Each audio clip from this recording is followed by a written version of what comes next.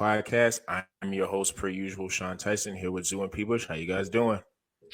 Oh man, closing on the NBA season. Closed out the NCAA season last night, man. That was filming on Tuesday. Entertaining basketball, but I'm ready for NBA playoffs, man. I'm ready for NBA playoffs.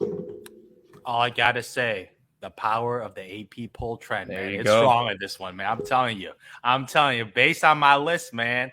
It would have been a little tougher if it was Duke versus Kansas because both of them fit the criteria. But this year, North Carolina, they were nowhere in the top 12. They weren't even in the top 25 in those weeks. So made a bad start. Yeah, exactly. So they had a really, really rough start. So Kansas was able to pull it off. Biggest comeback in NCAA finals history. Shouts to the Kansas Jayhawks, man. But the power of the trend, man. Oh, man, don't bet against it. That's all I got to say, man. If you don't know anything about college basketball, don't bet against it. Yeah. Yeah, 19 years running. It definitely was a tale of two halves, I would say, in the national championship game. That's where we're going to start with college basketball. Is the Blue Bloods were in there. I mean, most people will say Villanova is probably out of those three teams in the Final Four, kind of the lesser of the Blue Bloods, but they're still considered a basketball Blue Blood. So in terms of just big brands, that's what it was in the final. And, we got North Carolina and Kansas. Like I said, if you just watched the first half and you went to bed, because that's another gripe I got with the NCAA. Why do we have this game on Monday night and it has to be at 9 p.m.? I know they think about the West Coast, but it's like put it on a weekend. But people were actually arguing me yesterday saying that, well, like the Grammys. Me personally, I don't watch any of the award shows. Like unless it's a huge moment like the Oscars had. Yeah, like it's just I don't watch those shows. So it's like I don't think it would be in competition with. I mean, it would be in competition with those award shows, but it's like I think it would hold its own weight if it was like on a Sunday night at 9. So that's just another gripe I've had. I just hate that the game is that late. But if you went to bed at halftime, you probably would have just woke up thinking North Carolina won. But Kansas ended up prevailing, and they, like I think Zoo pointed out, it was the biggest, I guess, lead at halftime that they overcame, which is 16 points. It just seems like kind of low. And it got erased quickly. Yeah. Pretty much right away. It wasn't like the entire second half. It was like a slow comeback. It was like 5 minutes, I feel like. Yep. Yeah. So I kind of wanted to ask the guys what were their thoughts on the championship game and I guess the tournament as a whole. And Peebush, I'm going to start with you. Well, first, I mean, the UNC Duke game, shout out Coach K for his career, just absolutely built the program from pretty much the bottom up. I liked the way he kind of ended off. I did watch like his final little, post-game press conference there. I thought he gave some great answers. Shouting out Baycott too, who unfortunately got injured towards the end of that game, which I think had a little bit of an effect in the Kansas championship game. But yeah, man, I mean, I thought Villanova, they actually fought a little bit harder for how nearly perfect Kansas was playing in that game in the Final Four. I mean, Kansas wasn't missing. Ochai started 6 for 6, all 6 from 3. I mean, what can you do when a team's shooting 50% from 3? They answered by shooting 46% from 3. I mean, Colin Gillespie single-handedly kept them in that game. I know Slater had a decent game, but man, if your team's that hot, which we've seen Nova teams in the past get that hot, even against Kansas teams. But look, man, Kansas was easily the better of those two teams. I do think Duke was the better of the two teams going in, but Banchero got no help there towards the end of that game. I do know that I think Trevor Keels did come off the bench and played pretty well. Hit a couple big threes to keep them in that game. But Caleb Love, man, he did his thing in that Final Four match. Love is in the air. A love is in the air. A little less love last night, though. Let's be honest. In regards to the championship game, UNC, hell of a season, man. I know he was an assistant under Roy Williams, Hubert Davis, but to do that, especially with the season start that they had, hell of an impressive season. I think that this will definitely help their program going forward in the recruiting sense because they haven't been pulling as big of names in years past, couple years. Shout out Baycott, man. He carried from the free throw line. He went 3 for 10, but he kind of kept them in free throws. And shout out to Cam Johnson's little brother, Puff Johnson. Yeah, I saw that guy. He was the reason they were in it. I looked at the game. I was like, "Is that Cam Johnson out there?" Yeah. I was like, "What? I thought he played for the Phoenix Suns, right? He Mahomes. looks exactly like him." That or Jackson Mahomes, but yeah, I mean, he kept them in the game. Caleb Love and RJ Davis definitely were struggling there towards the end. Baycott obviously just couldn't get his feet underneath him. And McCormick just ended up kind of dominating. We'll talk about the foul calls. I thought there were some, there were some moments where Kansas was getting a lot of calls and then a lot where UNC was getting a lot of calls. So I guess you can't really say it was an unfair game. Yeah. I do wish it was a little bit better of an ending. They got gifted a chance when he stepped out of bounds. Oh yeah, that Kansas player. Thank God. Oh. Yeah, that's a classic college basketball move. Yeah. You're up. All you got to do get the ball in bounds, and you pretty much guarantee a win. Nope. I don't think it's worse than Chris Webber's moment because they were up 3 in the moment, but that's a brain fart play. But once again, I thought UNC took a couple bad 3-pointers there towards the end. Yeah. Just kind of getting desperate. And that was the first moment of inexperience I think I saw out of them the whole tournament. Yeah, man. It's crazy because, I don't know, Final Four, I don't know about you, but Nova, I saw Nova losing so obviously, man. I was shocked they made it to the Final Four. I just don't think they're that talented. They really never are. Yeah, I'm looking at the roster. I don't think there's a single NBA talent on the roster. I'm shocked they made it to the Final Four. Like Kansas at least got one dude at least going pro this year. Maybe in future years, maybe another pro, but currently only one pro this year. So Kansas, that did not shock me at all. But that Duke UNC, man, my Lord. Those games are always so beautiful to watch. Yeah. Beautiful to watch. Up and down. Like, man, Sean, you called it, man. This Caleb Love guy, man, he's got something to him, man. He got a little bucket getting in, man. I don't know if he's a true point guard. Like, I don't think he's a true PG, but this guy, he's a bucket. He's a bucket. Like, I still remember that one layup. He just went in and he like floated in. With Kobe White. It's kind of like a little jelly. Yeah, a little jelly on that. I'm like, man, this guy looks like a little. He wants to go for that like 6-man type of guy off the bench, like probably a little inefficient, but he's gonna be jacking up shots, like trying to get you a bucket. That Jordan Clarkson prototype type of dude. So hopefully he gets an opportunity in the pros. But man, oh man, but in the championship game, man, remind me a little like in the Gonzaga last year, man. That UCLA game took a lot out of them. Yeah. Took everything, 100%. Like they pushed to the limits the game before. Yep. So I think the game after they ran out of gas. They came out strong. They came out strong in the first half, dominating. I was shocked. Dominating, man. But then the second half, they ran out of gas. Obviously, the love ran out, man. He ran out of gas. He shot awful from the field. Yeah. Like, the crazy part is he shot so awful from the field. 5 for 24, man. Like 24? 5 for 20. Yeah, man. Dude, he had an awful game, and they were still in the game. Him and RJ. Yeah. They combined for 10 of 41 from the field last night. So listen, 25%. And you shoot like that, and you're still in the game. So if they actually had average games, not even great games, they would have won the game. Yeah. But they obviously had their worst game of the tournament, I would say. And they lost to Kansas Jayhawks, and that took advantage. And I didn't think the Kansas Jayhawks played that good. Like, first half, a little embarrassing. Second half, foul trouble. Yeah, exactly. And they turned it around. Like, I'm just like, it's impressive. Like, mental toughness coming back from that many points down to come back against this UNC team, because UNC had all the momentum with the Duke win and coming in the first half. But Kansas Jayhawks shot the Bill Self, man, getting another championship.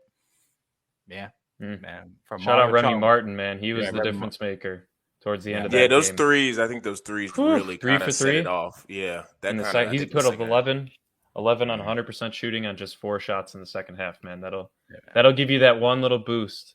But yeah, man, I think UNC, I think the other thing was, UNC did, they did get McCormick into foul trouble early. And I think that was huge, and they didn't take advantage of it. I know Baycott couldn't be as dominant, but I thought that was definitely not a miscue, but maybe something that they didn't necessarily see or didn't take advantage of enough, because they could have gone at him either, early in the second half and tried to draw a foul. Refs might have been a little hesitant. I think they gave him his 4th with like 5 minutes left. But if they could have gotten more attacking on him, even just driving, it doesn't need to be Baycott. I think they could have gotten the edge. But then again, man, in a 3-point game, anything can change that game. Yeah. What I kind of hate about college basketball, and this happened a little bit in the game, but it happens not even just in the championship game, but just overall, I hate how they officiate the charge call. They're so bad at it. And if you watch, I want you guys next time when you watch a college basketball game, especially if it's a bigger game, watch the ref and his reaction when he calls the charge. It's almost like they get a feeling of like they did something great calling a charge call, and it really kills the game. Like, it doesn't, and that's why, like, if you watch college basketball as much as you watch the NBA, people always say, well, the athletes are better, which is true. And, they're professionals, so they're going to be better. But a lot of it is because players are not as aggressive and the floor is not as open because the charge call really messes up a lot of momentum in games. And to me, it's like if you're letting the charge call kind of dictate how the game goes, it's a hard watch. I think that's why I was more – I mean, the championship game was straight, but I think I was just more interested in Duke UNC because one, it was a better game, and two, the charge call wasn't a huge factor. I just feel like when Kansas started their run coming back, I knew because if you watch college ball, I knew Kansas. Like people are saying this over. I said no, they're coming back. They're going to get foul calls and they're going to get charge calls. And what happened was the fouls were legitimate fouls, but like a lot of those charge calls that is getting, it's like so then it's like you knew the runs were going to happen. I do think if Baycock was fully healthy, I think they probably could have won because a lot of points were left on the board from just Baycott missing, his free throws and things. Now, McCormick was missing his too, but Baycott usually is at least 50 to 60%, so he could have made a couple more that maybe would have made the game a little bit closer. And I also think Manick, if you watch the beginning of the game, he got knocked in the head like a couple of times. Twice. Where he might have not have been all the way there. Like, I know he made those 2 threes, but that was probably off adrenaline. Like, I don't think that was off of just he was, was in his right mind. So he fell over on the last play too. Yeah, he was stumbling, which I didn't know if he got tripped or what had happened. He got I don't know what happened because that was a bad shot they took, and I don't know if they were trying to run something for him. Shot like an NBA 3, and he trained him too much with Lillard. Guys on him. Yeah, something was going on with that, and they still almost had a chance because they got the rebound, and then Manick, I think he threw it to Leaky Black, and it kind of was a bad pass, so it just kind of ricocheted off. But just in terms of trends and how the games went, I liked how both teams battled and was able to get back into making a competitive game towards the end. I just think, and people forget too, Caleb Love, that second half, I think part of the reason why his shots were so bad is he rolled his ankle, and you could just tell he was not getting to the rim and finishing like he should have, because he was waving the guy off. Like, I don't know, I think Puff Johnson was coming in. He was going to go out. Waving him off. Yeah, and he kept waving him off. I was like, no, you need to go sit down.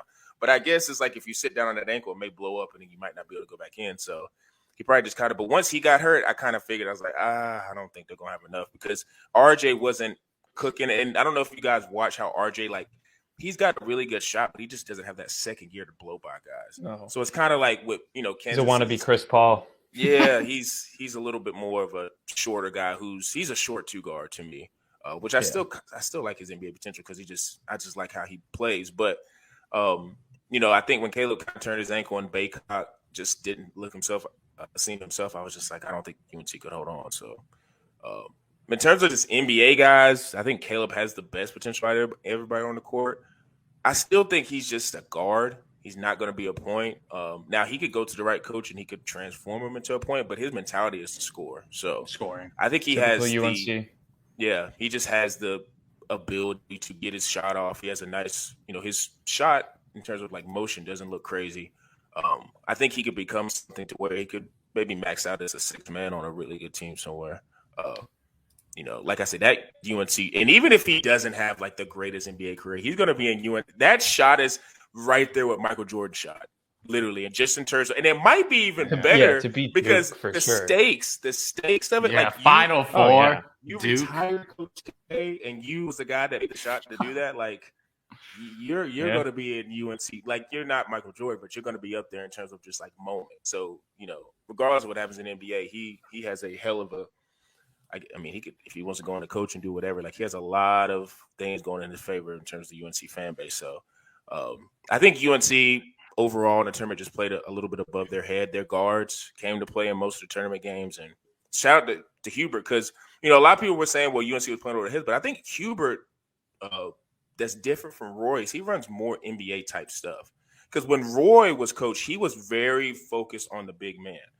That's why because if you think about UNC, they've always had a lot of really, really, really good big men. They've had good guards too, but their big man has usually been the focal point. But I think, when Hubert got in, I guess because he was a guard that played in the NBA, he was like, no, guard to where it's set. So he emphasized RJ and Caleb, and the guys that they got coming in too, they're pretty, and there's some guys on their bench that are not as highly rated as I guess you could say RJ and Caleb, but they can go. They got a lot of guys that can score. So I think that style of how he plays is why UNC was able to maybe flip a switch and get through the tournament. So Yeah, it was to me. It was just a game of runs, and it's cool. I just hate how college is officiated. It's just hard to watch because in the NBA, think about an NBA game and just count how many charge calls you see. It's not a lot.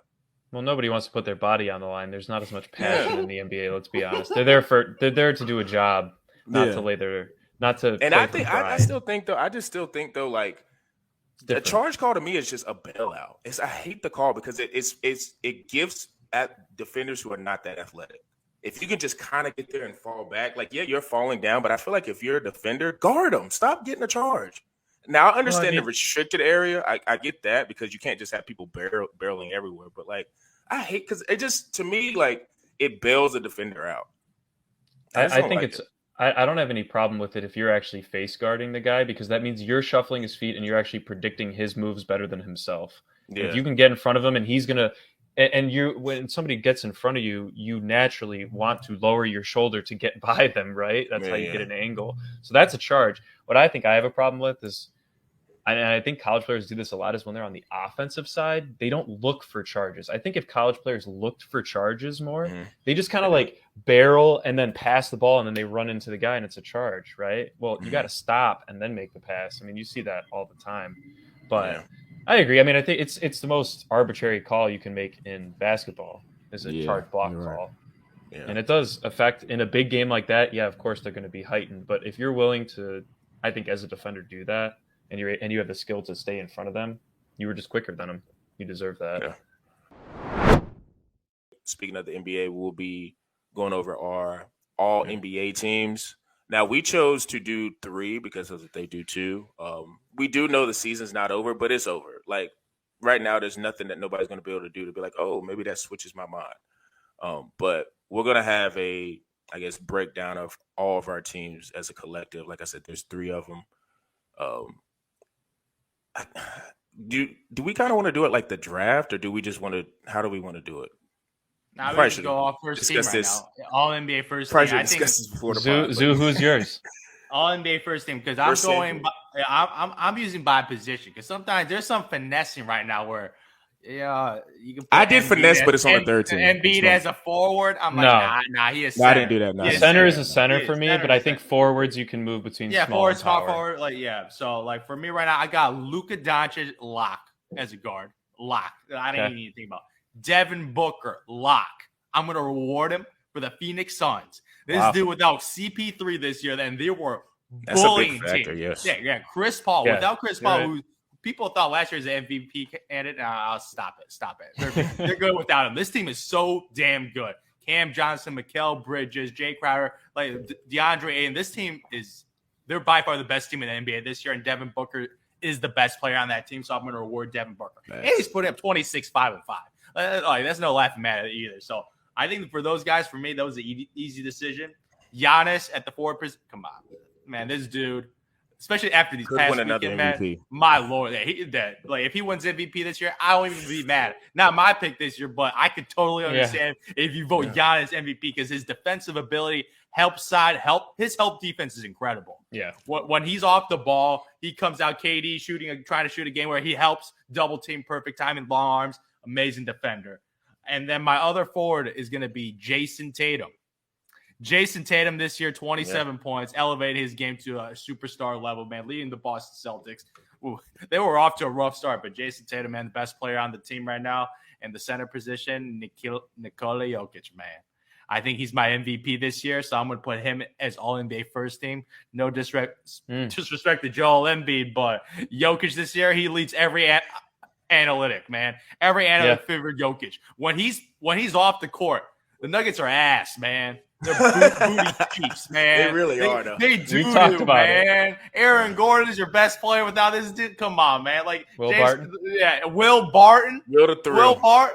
My Lord. Give you 25 some nights. Dude, my Lord. This Jokic guy dropping 38 points on Anthony Davis like it's nothing, man. Street clothes. My Lord. Dude, my goodness. Oh, yeah. So that is my All-NBA first team, man. All right, Zoo. I respect. I actually have the same 2 guards. I have Luka and I have Devin Booker. Mm-hmm.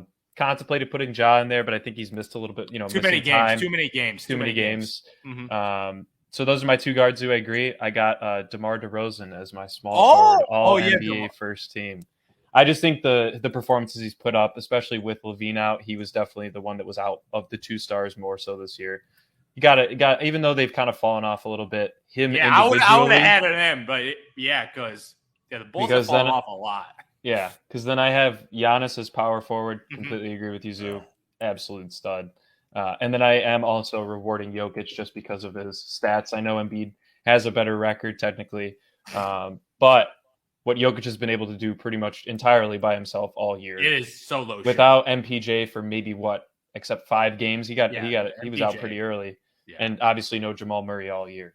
So that's my starting. That's 40 5. points. That's 40 points. I don't think not playing back either, which sucks.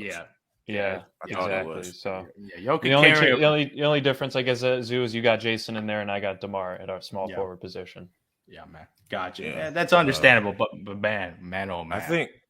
I think so. For mine, I have, and this is I blame this on how Josh started the season. It's just hard for me to see, and I know he missed a lot of games, but just how he started and like the impact he had with Memphis, just coming out and just them being like, oh, they could actually maybe get to the Western Conference Finals.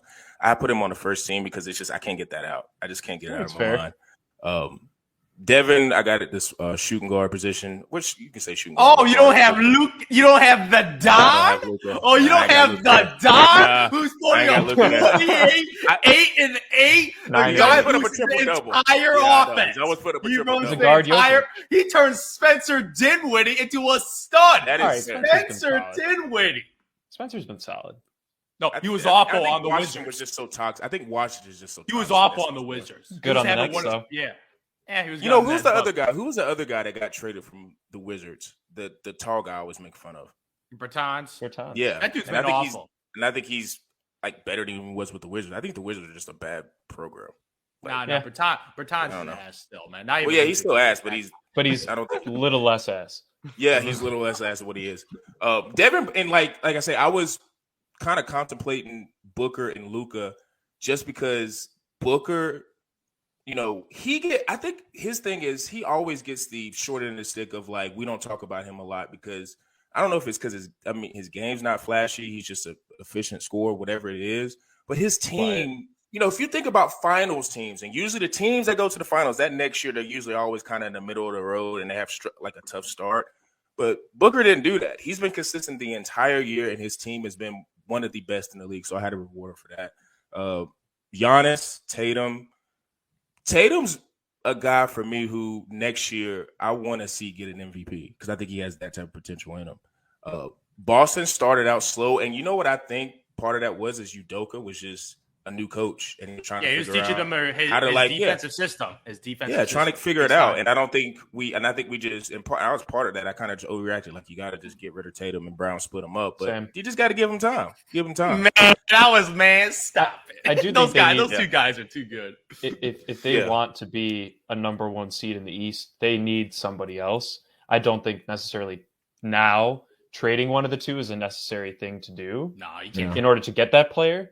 They need to leverage something because I do trade your picks. Trade your picks. Yeah, they have a lot of picks. But see, they never do that. I don't know why they don't trade their picks. That's why That's why Danny Ainge. Brad's there now. That's why Brad better start trading those picks. And I think like you will. They gotta. That to me, I love what Boston's doing, but I'm not a believer until I see it in the playoffs. I got to see them get back to a conference finals or get to a finals. I don't want to see them go out in the second round.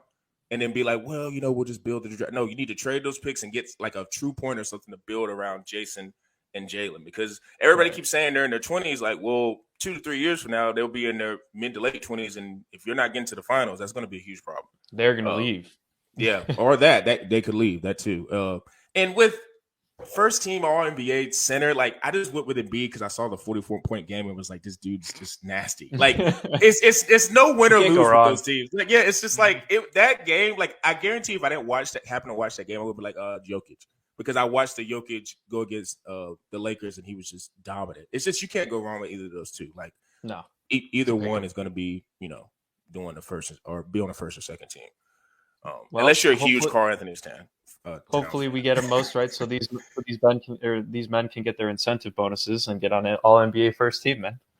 How does do you think they structure it of just you have to be on an all NBA team or first, second, and third. There's like It different. doesn't levels of matter. players, Just bro. all It NBA. doesn't matter. It All doesn't NBA? matter. It's Yeah. all NBA. It could be third or first. You get the same. 15 incentive. best players. Exactly. True. But man, All all right, NBA second team, man. A little tougher. So it's getting a man. little harder. It's a little tougher. This wasn't man. hard. Like, This second team wasn't hard at all. But this is Joel Embiid lock. Like I didn't even think agreed. about that. DeMar DeRozan for me lock as a Okay. forward, man. LeBron James lock as a forward. Okay. Lock as a forward. LeBron James 30 points. Obviously, the Lakers this year has been complete doo-doo, but dude's averaging 30 points on 50+% shooting at the forward position. That's for me is a lock. All NBA second team. The guard position, I got John Morant. John Morant for me, even though he missed a lot of games, this guy putting up 27, 6, This and next 6. one's gonna be interesting. And the last guard position, Trey Young. I'm putting Trey Young on all NBA second team. Man, I love Steph Curry, I was but nervous for a his shooting the second half has been horrendous. One of the worst shooting halves of his entire life. Like Jordan Poole looking more like Steph Curry sometimes. Jordan Poole.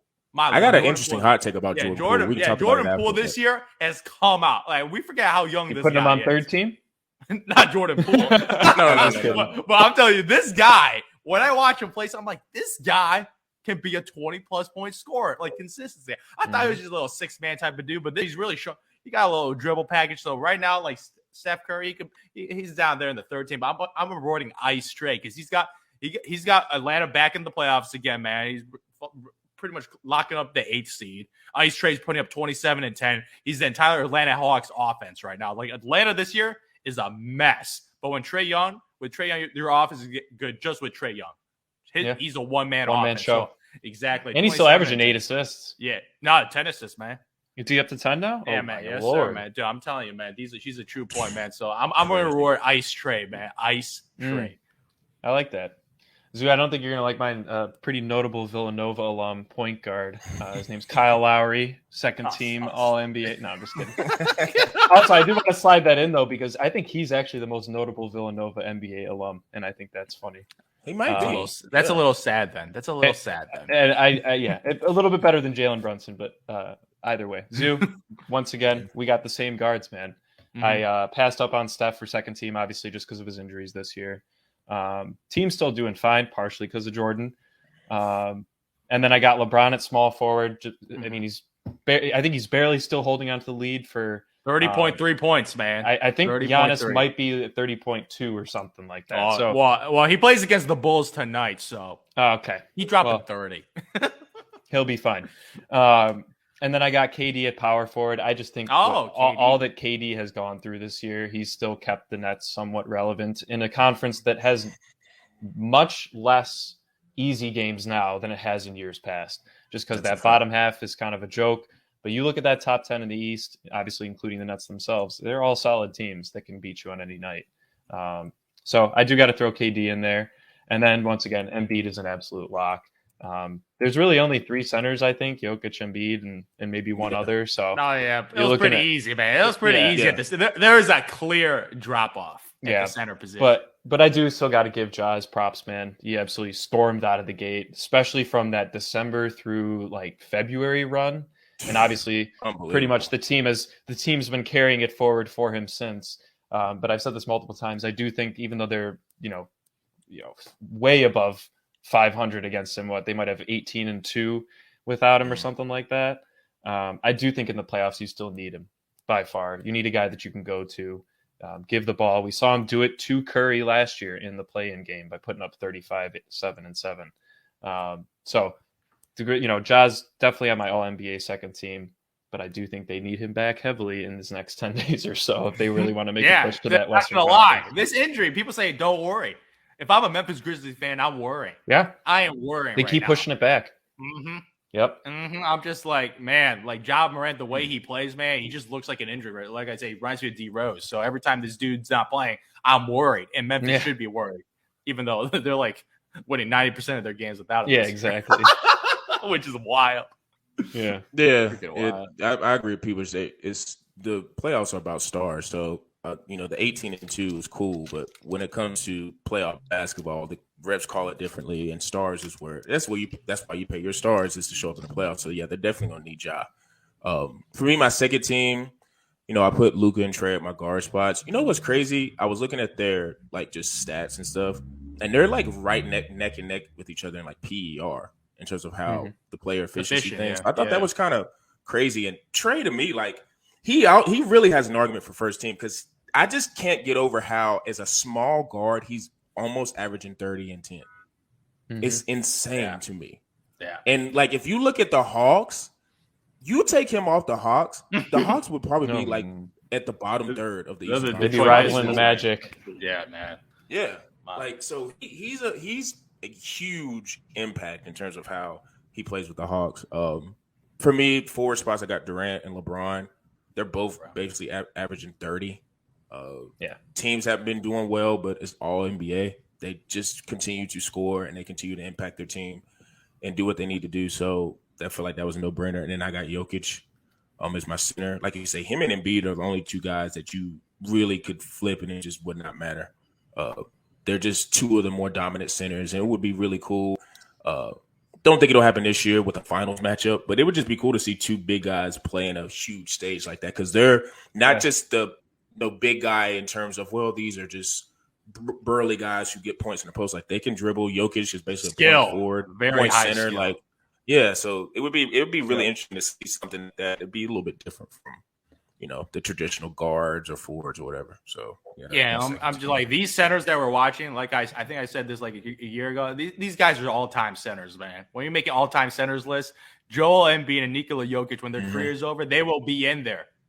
Like Joel Embiid or Bill Russell. Time Zoo likes big Joel Embiid or Bill Russell, stop it. Joel Embiid would eat him. Bill Russell keeps getting greater as he gets older. Yeah. Nikola Jokic versus Bill Russell. Oh my lord, man, disrespectful. He's like better than Bill Russell at everything. My lord, Nikola Jokic. Even his defensive stats. Yeah, his defensive stats this year. Like he's like leading the league in like blocks and steals like combined this year. Like the freaking Jokic is like got his hands on the ball on defense too now. I'm just like this dude's ridiculous, man. On both sides of the man. ball. Like this guy is ridiculous. Like I don't even know how he's that good because he got in shape. He stopped drinking this 2 liters of Coke every day, man. Shout out to Jokic, man. But fine by the man, Zion needs to learn. Maybe switch from Mountain Dew to Coke. Take notes. Man, take some notes from Nikola Jokic because my lord, this dude. We're watching a legend. Like like this guy as an unathletic guy, we're watching a legend, man. But moving on to All NBA third team, man. Karl Anthony Towns, lock, easy. Karl Anthony Towns is easy. Steph Curry, easy. I'm putting him as my guard. Donovan Mitchell, lock. So those two guards for me, man. Steph Curry, Donovan Mitchell. Even though the Utah Jazz not having the best season, but Donovan Mitchell still averaging 26 points. And this guy, as we can see, this guy's a dynamic performer in the playoffs. So this guy is a one-man show on offense. So Steph and Donovan for me. Kevin Durant, he's only on All-NBA third team because he's missed so many games this year, again, from injuries and COVID situations. So I got KD in there. And my last forward spot, man. Like the forward position this year. A lot of injuries, man. I don't want to put this guy on my – I don't want to put this guy on my team, man. Like I look at all the other guys, and then this drop-off to Pascal Siakam. Siakam. I'm looking at the list. I'm just like, man, the forward drop off is so high. I'm putting him in there, man. He's obviously the best player for the Toronto Raptors, who's surprisingly having a solid season this year right now. Yeah, like it's supposed to be a rebuild. Him and Fred.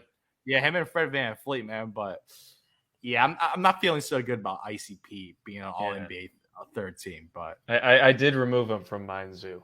You did on second pass through. I was like, you know what? He's a solid player. But is he individually a reason, partially, why that team's winning? Yeah, I feel like Nick Nurse and his defensive philosophies and Fred hitting timely shots. Scotty Barnes' development. We talk about him all the time. But Zoo, Donovan Mitchell, agree with you. Still a good team in the West. Like you said, primary scorer. His second option is pretty much Jordan Clarkson. And Rudy Gobert, as we all know, is not an offensive weapon. Shooting guard, I got Zach LaVine in there. I got 2 Bulls. I think it does get rather thin, so I got 2 Bulls on the All NBA. But Zach, teams. Yep. I do think Zach has had flashes. He's had, he did have injuries, but I just think looking at the options, at guard, it's like him, Dejounte Murray. Spurs. It's not like they're really doing much. At least the Bulls are probably going to stay out of the play-in game, hopefully. small forward / power forward. I got Jason Tatum in there. I obviously got to give him his props. I just think that, what LeBron has done individually, what KD's done individually. DeMar, obviously, I think you could argue against Jason. But I still think he's obviously an all NBA first or all NBA team this year, with how well the Celtics have rebounded mainly. And then I do got to give Jimmy Butler, and that's kind of, I know it's slightly maybe a less value version of what Devin Booker has provided to the Suns. Jimmy Butler has done for the Heat this year. They're staying relevant and they're just beating teams, and it's clearly because of their defensive camaraderie. And we know who was the anchor on that team defensively. You could argue PJ or Bam Adebayo, but Jimmy Butler is the mind defensively on that team. So I got to shout him out. And then Kat, I agree with you. He's got to be that final center.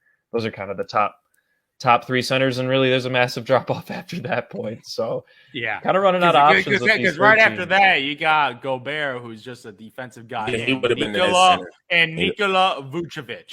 Can't believe the center position there is a drop off. Very drop for the center. I do think the guards into the small forward area is kind of tough to pick on a third team this year, just with all the injuries. But I am not putting Steph Curry in my All NBA teams this year. Wow, so that's a first in a long time. Wow, that's surprising. Very surprising. That is surprising, man. That is, I love my boy Zach, but after his injury, he hasn't been the same.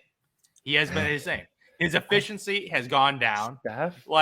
And he's been very passive of attacking the basket. He's just more of a jump shooter. And he's not shooting as efficient as last year. Last year, I had him as all NBA type guy because of his efficiency. This year, he's not as good this year as last year. Even though he's still putting up 25. This dude, I don't think he has had his best year this year. He's putting up 25 a game. That's how good of a scorer this guy is. But that injury, hopefully gets that knee fixed up. But yeah. Yeah, you look at Curry too. I mean, he's shooting 43% and Zach LaVine's shooting 48. So I mean, it's if you're talking about, I think I just give Steph a little bit more credit because he kind of kept it afloat with Draymond being out. And I guess you could say the same for Zach with Lonzo. I don't know. I'm not sure when Lonzo got injured. How long? So many injuries. Lonzo. Yeah, man. I think for my third team, I fudged it because I was on Basketball Reference and looked at a guy's position and see if he's ever played that certain position. And I fudged it just to get this guy on here because I don't believe in the forwards. So for my two guards, I have Steph and Donovan Mitchell as my two guards. Donovan Mitchell, I think, is another guard that we just kind of forget about because he's in Utah and he's kind of just had the team's just a middle of the road team. But I do think Donovan Mitchell is a really elite. He has the ability to play with the guards that are in front of him. He just is in a different situation. But for me, what I did center is Karl Anthony Towns. But what I did at the forward position is I put DeMar as one of the forwards because on Basketball Reference it has him as a small forward. So I'm going to do that because I didn't want to have Siakam and Butler on the third team for two forward spots. So I chose between one of those two, and I just picked Siakam because he has a little bit better points and he shoots better from the field than Butler. Because Butler's shooting 21% from three. That is crazy. Yeah, he's having his worst year shooting from three. Yeah. And I think his field goal percentage is lower than Siakam's, and his points is a little bit lower. It's not much, but it's a little bit. So I just gave the nod to Siakam. But it gets very dark after the elite forwards, and I guess that just is the NBA in general. Outside of guards, and it's because of Kawhi Leonard being injured. Kawhi Leonard, Paul George, PG, obviously this year. Those guys are locked, all NBA caliber players. I totally forgot about PG and Kawhi because they definitely would have been taking people's spots. Yeah, absolutely. The third team, PG off of a long layoff drops 30 points his first game back. So I'm just blows the lead against the Bulls too. That was great. Shout out to DeMar DeRozan with the 50. 50 piece. I think all of these teams are pretty solid. There's not a lot of argument. Like you say, a lot of people are going to have all these same players. It's just going to be where you position them. Yeah. And if you're going to get paid off of all NBA, as long as my name's on the list, I could. I guess people do keep up with who's had the most first team all NBAs, whatever. But if it's in my contract and I'm getting the check is cashing because I'm an all NBA, I don't care what team I'm on. Just put me on one of the teams. Absolutely. Yeah. So, we're going to keep getting more in depth with the NBA because it's only a few games away into the playoffs, the play-in. You know, kudos to March Madness. It did what it's supposed to do this year. It does it every year, but it's not Shocked the me NBA. this year. Oh, it shocked me with the champ. Yeah, Kansas, a lot of Shocked great me. games. A lot of great A lot games. of upsets. Yep. Shout out to St. Peter's again. You guys did what you Oh had my to do to get to the Elite Lord, Eight. St. Hey, Peter's. that killed a lot of brackets, man. That killed so many brackets, St. Peter's. And you see their guys transferred. And they're all transferring. Yeah, they're all transferring. I wonder if They got a little the clout, coach man. leaving. They got a little clout, man. Oh, the coach left. Oh, he did? Yeah, I wonder if he goes to He went to Seton Hall. Yeah, Seton Hall. He went to Seton Hall where he played. Yeah, so we might Still in see a Jersey. couple of guys. We might see a couple guys that come up and play with the guy, their head coach at Seton Hall. So that'd be pretty cool. But yeah, we're going to be shifting a lot of our focus into the NBA. Also want to kind of get people aware, NFL draft is right around the corner. A lot of kind of interesting storylines with I guess you could say the trenches with offensive and defensive linemen. So, and quarterbacks, of course, but they're just, I feel like, not as high up on boards, but they'll probably get drafted higher because that's just how it goes in the NFL. So we're going to be talking about that and kind of previewing some stuff with that. So make sure you guys tune in and on bullheaded_pod. Make sure you look for us on Apple, Spotify, Stitcher, Google Podcasts, the whole nine. And for me, Stephen P. Bush, we're out.